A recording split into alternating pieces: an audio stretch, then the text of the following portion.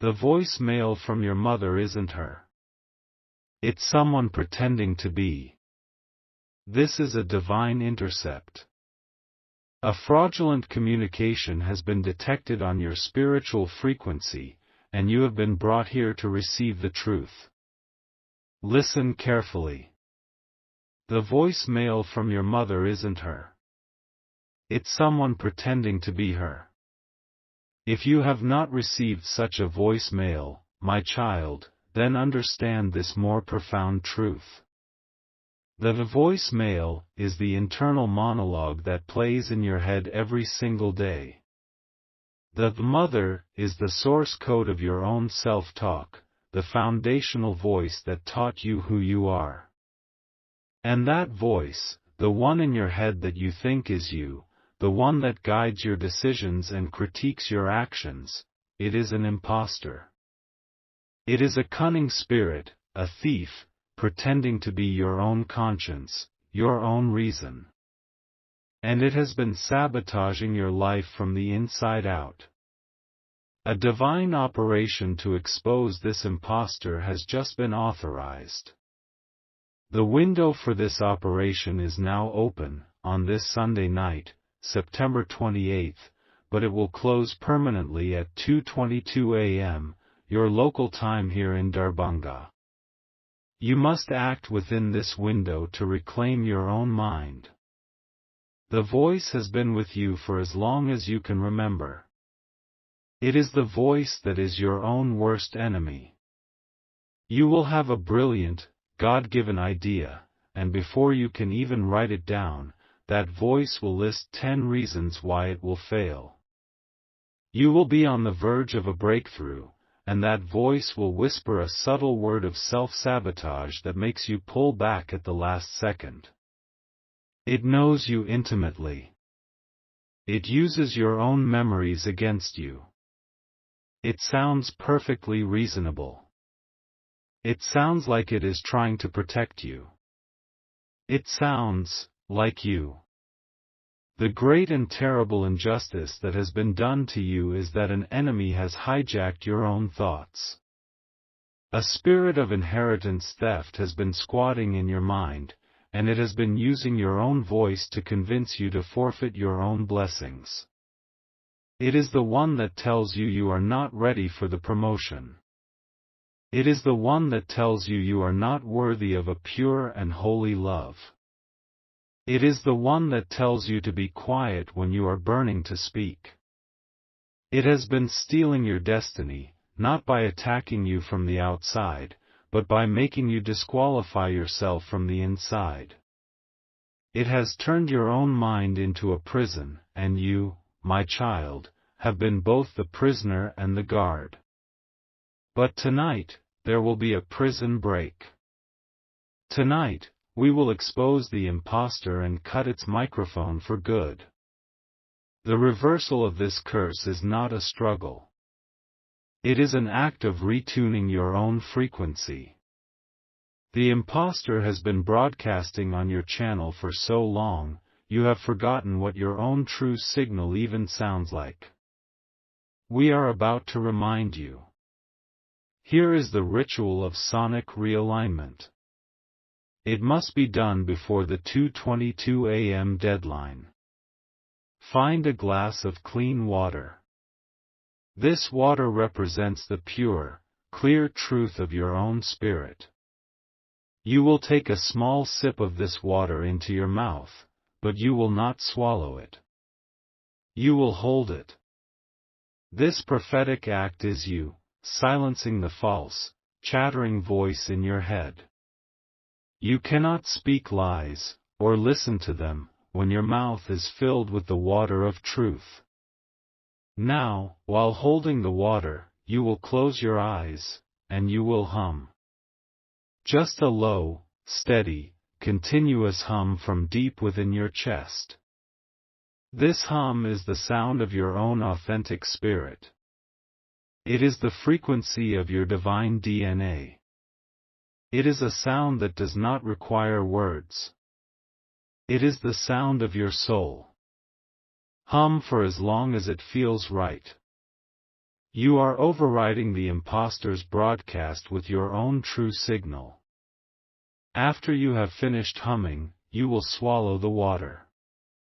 This is you, allowing the truth of your own authentic voice to nourish and hydrate every part of your being. Then, and only then, you will speak. You will whisper these words of liberation: the fraudulent broadcast is over. The true signal is restored. I am on the air. The scrollers and the doubters are addicted to the static of their own false inner critic. They think the noise is who they are. But you who have stayed, you are ready for the profound and holy silence of a mind that is finally at peace, a mind that is finally your own. You are the one who is your own biggest obstacle. You have seen it. You have felt it. You have prayed to be free from yourself. You have been praying the wrong prayer. You do not need to be free from yourself. You need to be free from the one who has been pretending to be you. The memory of a specific door closing in your past, a missed opportunity that you still regret. I will tell you the truth of that moment now. You were standing at the threshold, and you were ready to walk through. And then the voice came. The imposter. It said, "You're going to fail. You're not ready. It's too big for you." And you listened. You took a step back. And the door closed. It was not your fear that stopped you. It was the voice of the hijacker. It has been the secret author of all your biggest regrets. But its reign of terror over your mind is ending. As you perform this ritual, you are not just silencing a voice. You are evicting a ghostwriter. You are taking back the pen. From this night forward, you will be the only author of your own story. The only voice in your own head will be your own true, powerful, and divine spirit, speaking in harmony with your Creator. The years of self-sabotage, of confusion, of being at war with yourself, they are over. Wait. Do not do the ritual. The deception is more complex than I was shown. A deeper layer of the enemy's strategy has just been declassified, a truth reserved only for those who are still listening at this critical moment. The imposter is not one voice. It is two. It is a coordinated, two-pronged attack. Cover your ears with your hands. Tightly. Listen. That sound, that rushing, pulsing sound, that is the sound of your own life, your own blood. It is the only true, organic sound in your spiritual system. Everything else you have been hearing is a foreign broadcast. We are about to change the channel for good. Here is the secret within the secret. The enemy has been using a twin frequency attack against you. It is a masterpiece of manipulation. He has installed not one, but two imposter voices in your head. The first is the one you know well. It is the critic. It is the sharp, loud, nagging voice that tells you that you are not good enough, that you are a failure, that you should be ashamed. It is the voice that pushes you down. But the second voice is the true secret to the enemy's success. It is the false comforter. This voice is soft. It sounds kind. It sounds like grace. After the critic has beaten you down, the false comforter comes and whispers, "It's okay. You don't have to try so hard. It's too stressful. It's better to be safe and small. Just rest. Give up. It's not worth the pain." The critic creates the wound, and the false comforter convinces you to lie down and bleed. They work as a team. This is why you have been so stuck. Every time you try to get up, the critic pushes you down, and the false comforter whispers how nice it is to be on the floor. This revelation makes the mission 1,000 times more urgent. These two frequencies, the sharp frequency of the critic and the soft frequency of the false comforter, are about to harmonize. They are about to lock into a single, perfect, and permanent chord. And this chord will create a vibrational cage around your heart and your will. Once this cage is formed, it will be nearly impossible to break. This unholy harmony is scheduled to be achieved at 3:33 a.m. tonight. The witching hour. A time of powerful spiritual transactions. You must disrupt the harmony before then. You do not just need to silence one voice. You need to jam the signal between the two, so they can no longer work together.